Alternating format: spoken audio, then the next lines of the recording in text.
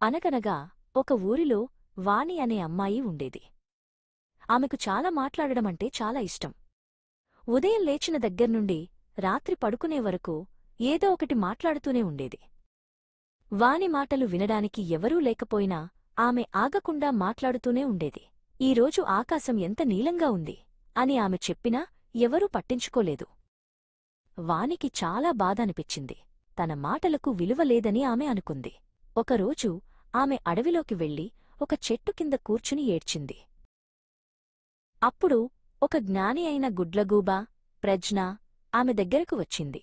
ఏం జరిగింది చిన్నారి అని అడిగింది.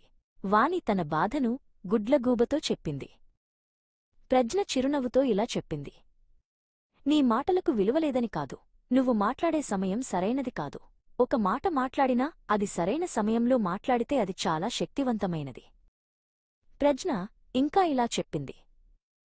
తుఫాను వచ్చే ముందు గాలి చాలా నిశ్శబ్దంగా ఉంటుంది. ఆ నిశ్శబ్దం ఒక పెద్ద తుఫాను వస్తోందని మనకు చెబుతుంది. ఆ నిశ్శబ్దం ఒక పెద్ద శబ్దం కంటే శక్తివంతమైనది.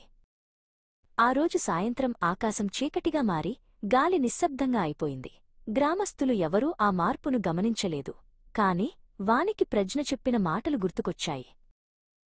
ఆమె వెంటనే గ్రామస్థులను హెచ్చరించడానికి వెళ్ళింది.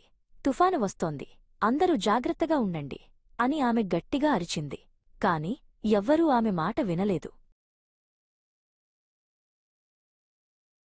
అప్పుడు ఆమెకు ప్రజ్ఞ చెప్పిన మాటలు గుర్తుకొచ్చాయి. ఆమె మాట్లాడడం ఆపి తన గుండెల్లోంచి ఒక చిన్న ప్రత్యేకమైన శబ్దం చేసింది. అది ఒక చిన్న గంట శబ్దంలా, ఒక పక్షి కూతలా ఉంది.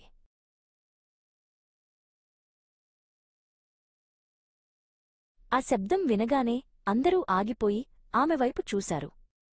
ఆమె అప్పుడు తుఫాను వస్తోంది, కొండపైనున్న గుహలోకి వెళ్దాం అని నెమ్మదిగా చెప్పింది. అందరూ ఆమె మాట విని సురక్షితంగా వెళ్లారు. అప్పటినుండి వాని మాటలకు అందరూ విలువ ఇచ్చారు.